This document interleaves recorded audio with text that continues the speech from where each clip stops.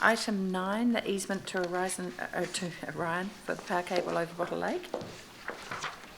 From Andrea. Looks quite straightforward. Yes, good morning. Yes, straightforward from our point of view as well. So. Okay, cool.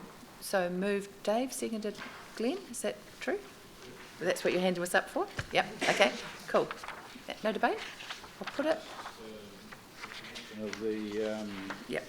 high voltage cable from Keys Road Power Station back around to Waimaka area, just providing an extra link of power and resilience to the eastern suburbs, so very straightforward. So, pretty good idea. Okay. Okay. Okay, I'll put that. The recommendation that's on the screen in front of you, I'll put that. Those in favour, please say aye. Those opposed, carried.